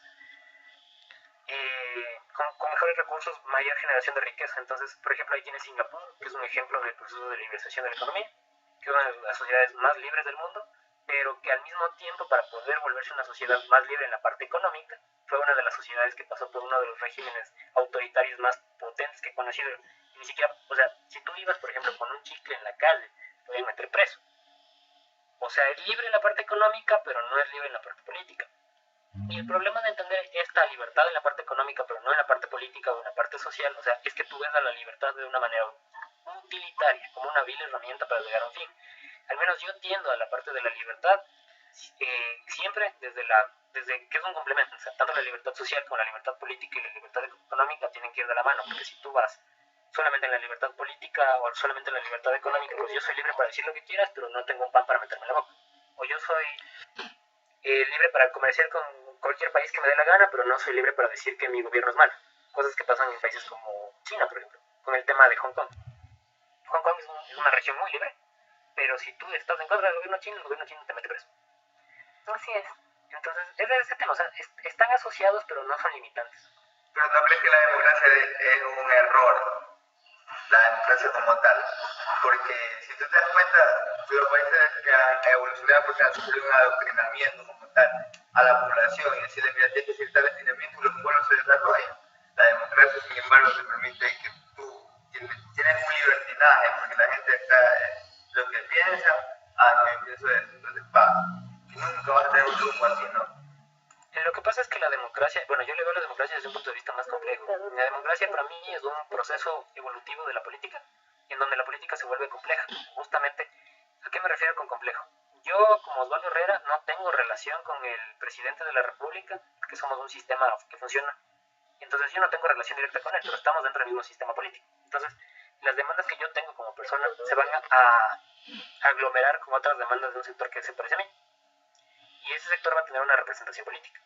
Y si yo no puedo presentar esas demandas porque ese sector es muy minoritario, por ejemplo, entonces no me sirve de nada que yo pueda tener el tema de, bueno, sí, ¿sabes qué? No tenemos democracia, pero tenemos un Estado que a mí me da de comer, pero que a mí me den de comer no me sirve de un tema sustancioso, porque pues al final y al cabo yo con mis necesidades satisfechas quiero algo más.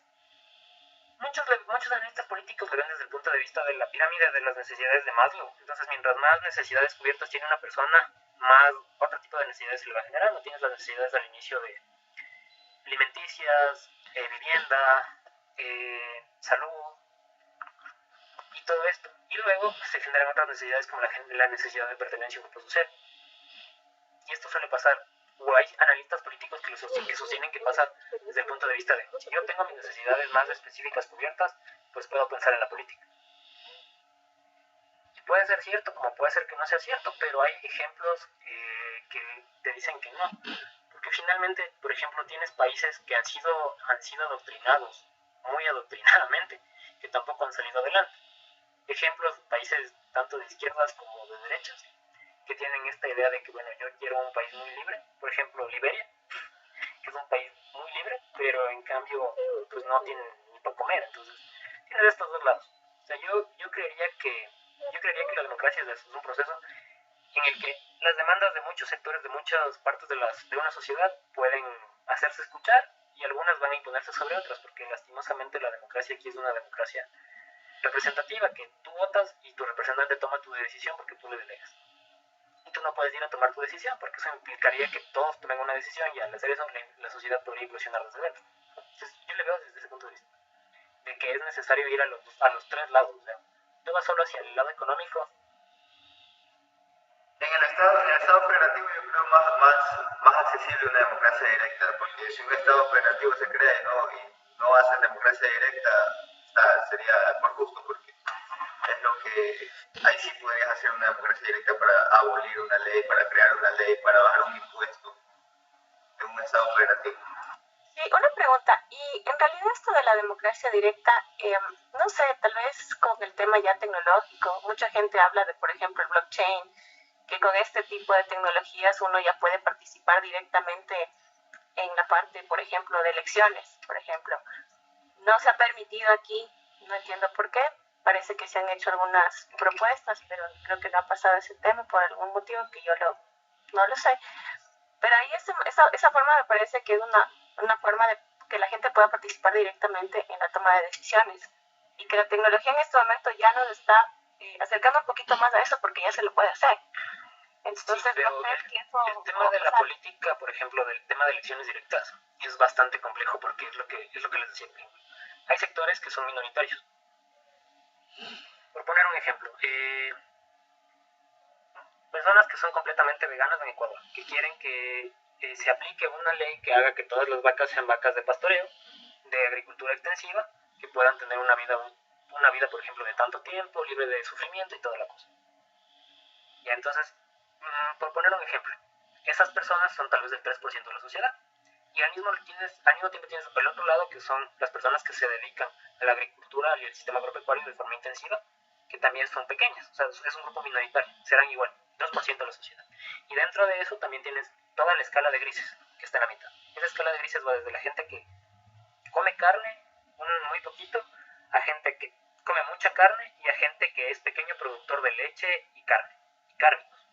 Entonces, lo que le beneficia, por ejemplo, al pequeño agricultor no va a ser lo mismo que le beneficia al gran agricultor. Entonces, si se da un proceso de eso, por ejemplo, de consultas populares o continuas acerca de una propuesta de ley que se vaya haciendo a favor de que las vacas sean libres de sufrimiento o en contra de que se dé la agricultura extensiva porque es un gasto innecesario de territorio para alguna persona o de terrenos, pasaría en un proceso pero toda la población puede votar.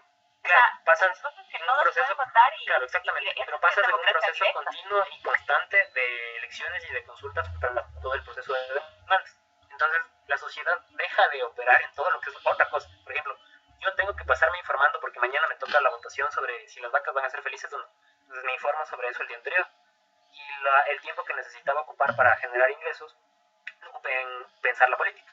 Entonces, ok, está bien, pero si al día siguiente tengo otro proceso eleccionario sobre otra cosa, que sea, por ejemplo, para las gallinas felices, igual me tengo que informar. Entonces, es el mismo tema y pasa constantemente.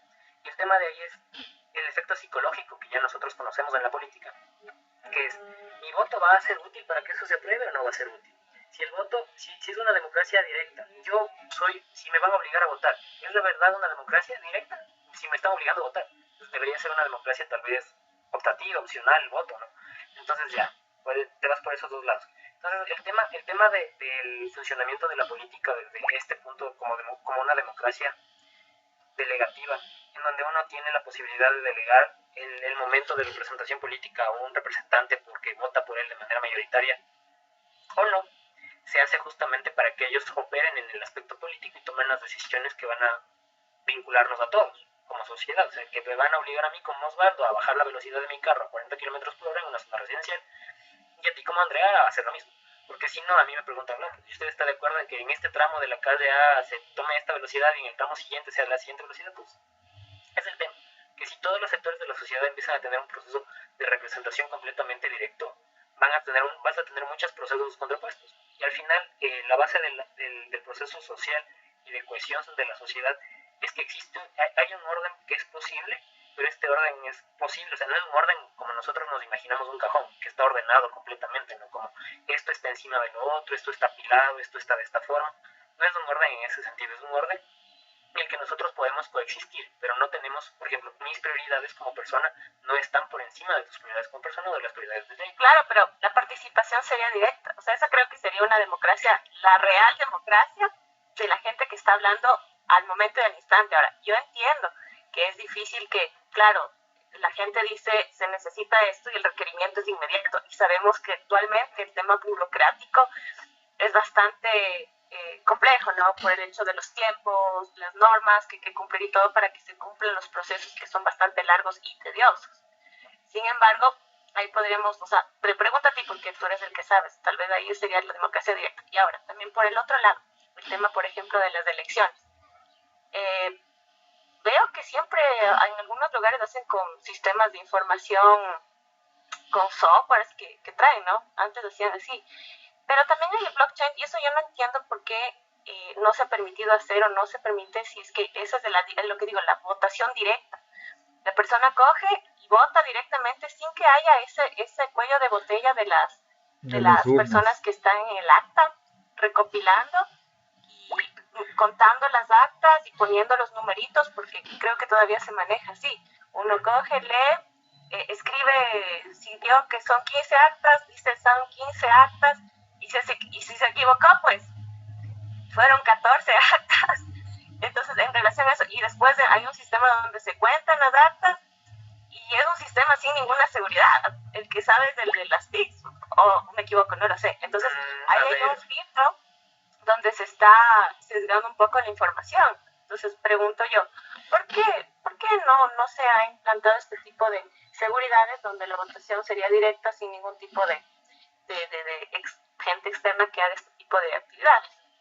A ver, lo que pasa es que primero, al menos en Ecuador, que es como el sistema político que más conozco, el tema electoral es el siguiente. Tú como miembro de Junta Receptora del Voto eres designado por el Consejo Nacional Electoral cuando estás estudiando en una universidad o una institución de educación pública superior.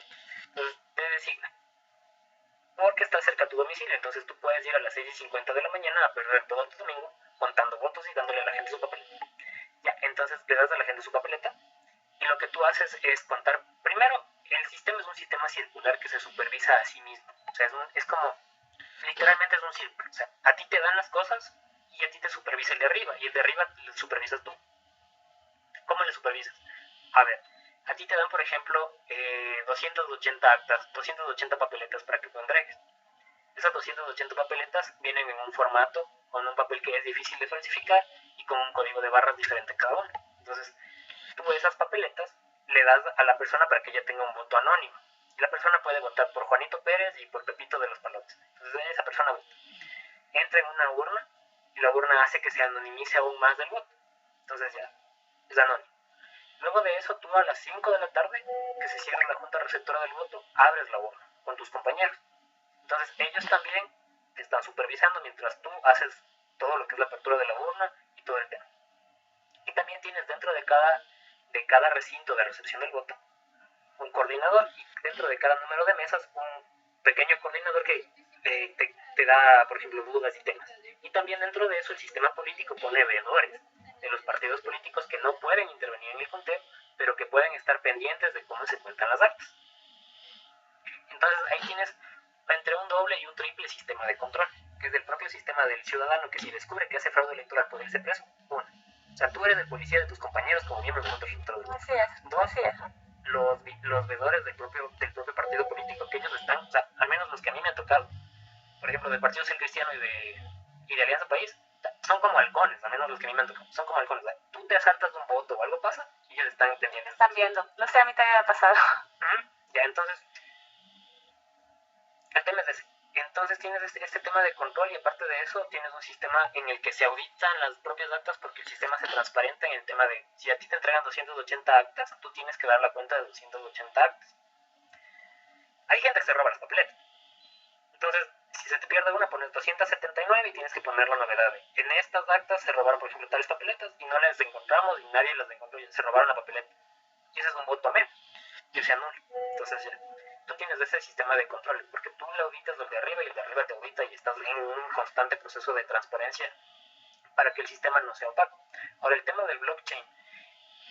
El tema es que es diferente, o sea, el sistema de la política se mueve a un ritmo más lento que el sistema de la economía. El sistema de la economía desarrolla, bueno, esta es una mezcla entre la economía y la ciencia, ¿no? Porque la ciencia desarrolla el blockchain, la economía lo pone, lo asume y se vuelve una especie de argolla. Entonces, la una genera la otra. Pero el tema de la política es que para poder adaptar el blockchain a un tema de control político y control social, tendrías que, por ejemplo, generar ¿cómo se llama? Cédulas o identificaciones que no puedan ser alteradas de una manera muy difícil, porque también pueden haber modificaciones o puedes tú abstraer, por ejemplo, el número de identificación y la contraseña de una persona. Entonces tú entras a votar con un número de usuario o con un código QR, ¿ya? Entonces tú entras, ¿no es cierto? Se hace el blockchain y ven tu voto, por ejemplo, tú ya votaste, solo se puede ver si ya votaste o no votaste. Entonces tú entras a ver y ya votaste. Entonces la base del control es cómo haces que sea completamente confidencial. Claro. Confidencial sí es, seguro sí es, pero claro. Claro, pero a lo que voy es que, por ejemplo, para generar tu código de identidad a través de un código QR, de un número de identificación o de cualquier cosa, ahí es donde está el hueco. Entonces, ¿cómo logras generar esa imposibilidad de que te dupliquen tu información? Si, por ejemplo, a mí me pasó recién, yo ingresé mi tarjeta de débito en una aplicación, a las 2 horas $200 menos y la aplicación era segura, era de una empresa transnacional, entonces yo pensé que era segura y ahí está, debe haber tenido algún filtro de información porque finalmente el que está detrás de la información, el que la ingresa en otro sistema, es humano. Entonces, pero es que esos no son blockchain, esto es lo que yo me pregunto, porque ahí no está el tema de blockchain, porque el blockchain es lo que más, creo que es lo más seguro que hay. El problema es que se están aplicando sistemas normales donde cualquiera, o sea, un hacker bueno se mete y chao, información. No, claro. Entonces ahí es donde ahí el problema. Pero el tema es que cómo generas, por ejemplo, un blockchain a un número y, por ejemplo, 18 millones de ecuatorianos ahorita, todos tienen una cédula. ¿Cómo generas un blockchain para 18 millones de personas? O sea, que tengas un número de identificación diferente y cómo aplicas luego ese blockchain a un proceso diferente que es la elección política. Porque tendrías que generar un blockchain para esto que pueda bifurcarse en un blockchain para la elección y luego un blockchain para lo otro. Y el tema sería que tú puedes acceder a ese blockchain, pero es como, por ejemplo, el conocimiento que yo más tengo de blockchain es el funcionamiento del Bitcoin. Entonces tú en el Bitcoin ves cómo se genera a través de la minería del Bitcoin y al mismo tiempo puedes ver cómo fue, pero no ves a quién va. Solamente ves un código, tal vez que te puede servir de alguna cosa. Sí, no hay identificación, la verdad. Claro, entonces el problema de eso es que tú puedes ver, la operación en un círculo, en un looping. Claro, por eso decía que la transparencia es la real transparencia, porque tú ves todo el proceso por donde pasa y sí y no, pero acuérdate que el tema es que, por ejemplo, es lo que pasa cuando tú puedas encontrar el proceso para anonimizar tu identidad, pero al mismo tiempo poder ver lo que tú votaste. Entonces, por ejemplo, si tú vas a un blockchain, ¿ya? Pero si tú vas y te generas todo este tema del blockchain, tú puedes ver todas las operaciones que se hicieron, tú puedes ver por quién votaste, pero si te van votando, si alguien te roba tu identidad, ¿cómo puedes hacer eso si igual no puedes ver el IP desde que es donde se votó? Puede ser un celular, una computadora. Por la cédula de la identidad, tal vez, pero bueno, eso sabrán los entendidos. Claro, pero ese es el ejemplo, por ejemplo. O sea, puedes generar un blockchain para cierto número de cosas, pero es lo que pasó, por ejemplo, en la elección de Trump. O sea, en Estados Unidos hay el voto por correo desde hace muchísimo tiempo. Entonces, los manes lo que hicieron fue decir, no, sí, encontraron ciertas denuncias importantes de adulteramiento de los votos, porque hubo robo de identidad, algunas cosas poco transparentes. Entonces, yo diría que, por el momento, al menos para la política, el tema de la votación presencial en países como Ecuador, sobre todo en los países que no tienen confianza en su democracia, es el método más efectivo. Y el tema de poder hacer que el blockchain sirva para una democracia real es que, o sea, tú puedes generar igual, por ejemplo, una consulta popular, pero para que la consulta sea definida como popular necesitas cumplir un número de requisitos, que es representar por lo menos un porcentaje de la población. ¿Qué es lo que está pasando, por ejemplo, aquí en Quito? Que están preguntando el tema de la minería en Quito o no, y están recogiendo las firmas. Entonces tú para eso necesitas un porcentaje del padrón electoral, para que pueda ser popular, para que puedas representar y darte la vocería de un grupo de personas. Pero en este tema también tendrías que hacer lo mismo. ¿Y cómo puedes hacer tú si hay filtros de información o si filtra tu identidad de 25.000 personas?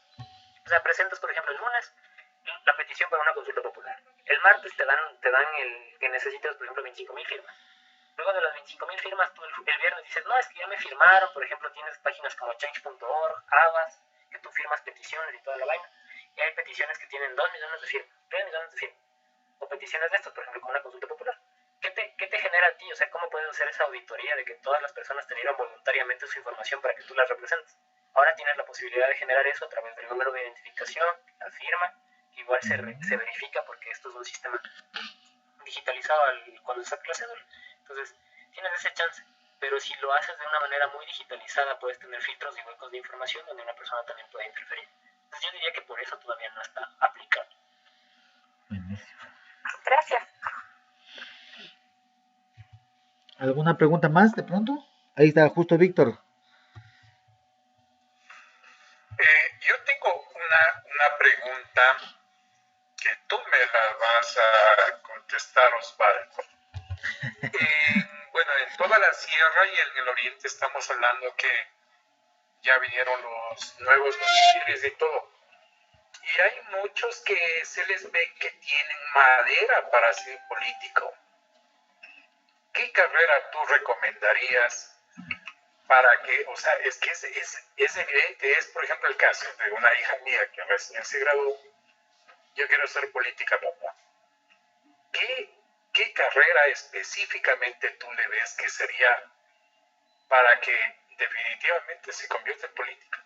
Lo que pasa es que, a ver, ahí yo creo que hay una diferenciación que hay que hacer que para mí es necesaria. La diferenciación es la siguiente. Si uno quiere estudiar una carrera, la carrera a uno le da un tema en un ámbito laboral, en un ámbito de la ciencia. Por ejemplo, si yo quiero ser ingeniero mecánico, a mí ese ámbito laboral me da para que yo pueda reparar máquinas y para que yo sepa de la ciencia de la mecánica. Entonces, ya. Ese es un tema. Pero si yo quiero ser político, lo que tengo que hacer es inmiscuirme en temas políticos. Porque la política se puede dar en universidades, por ejemplo, a través de organizaciones de escuela, de organizaciones de carrera, de organizaciones de facultad, de organizaciones de universidad.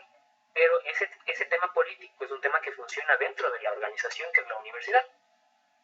Entonces, si yo le recomiendo a ella que se interese en temas políticos directamente, que participe en la política. O sea, que ella busque, por ejemplo, escuelas de formación política para jóvenes políticos, que las hay, por ejemplo, las del Partido Social Cristiano, del Instituto de Formación de la Izquierda Democrática y otra serie de sistemas que le van a hacer a ella aprender sobre política, pero desde la parte vivencial. Pero si ella quiere inmiscuirse desde la parte profesional en la política, la carrera de ciencias políticas la hay en Ecuador desde hace algunos años. Ella puede estudiarla para aprender de la política, pero como ciencia. O sea, la política se estudia, pero se ve desde un ángulo desde fuera de la política. Entonces, si ella quiere aprender y ser política, lo más importante es que ella se inmiscuya en temas de la política, porque ahí va a participar. Entonces, si quiere estudiar, por ejemplo, la ciencia, o sea, si quiere aprender sobre temas que le van a servir realmente vinculados a derecho o ciencias políticas, o los dos, porque es factible hacer las dos cosas. Pero el tema es que si ella quiere aprender de verdad de política, lo que tiene que hacer es inmiscuirse en temas políticos. Por ejemplo, buscar un grupo, o sea, ella puede ver un grupo político que le guste, una ideología que le guste seguir, un tema que puede decir, bueno, sí, ¿sabe qué? Esto me gusta, esto no me gusta, entonces yo voy por aquí. Y es un tema de formación continua, porque cuando uno es joven, pues, las ideas que uno tiene cuando uno es joven a veces no son las mismas ideas que uno va a tener cuando tiene 30 años, 35, 40. Porque va a haber un hecho tal vez en la vida que uno le va a cambiar la percepción. Entonces, la idea es irse formando poco a poco, buscando información, no decir, bueno, hoy soy del Partido Independiente Obrero del Pío y mañana también, y así me voy a morir toda mi vida, porque todos nos movemos. Es un tema de continua transformación y aprendizaje. Al menos eso es lo que yo veo. Es lo que le recomendaría, es que si ella quiere aprender política, por ejemplo, que se meta en temas políticos. Si hay que aprender del tema de debates, igual hay clubes de debate a nivel universitario, a nivel local, organizaciones que les enseñan a debatir, temas de oratoria, que le van a ir sirviendo poco a poco y le van a inmiscuir en estos temas de alguna forma. Eso. Ok, gracias. ¿Alguien alguna pregunta más? ¿No? Bueno, si es que no hay preguntas, nos vemos el día martes para continuar. Ya creo que nos faltan unos 2 temas para terminar la unidad.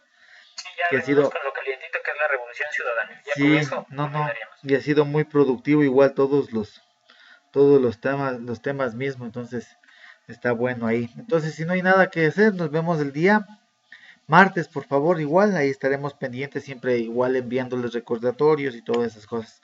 Entonces, nos vemos el día martes, chicos, y un abrazo. Que estén muy bien, hasta luego. Gracias, Marlon, gracias. Chau, chau. Gracias.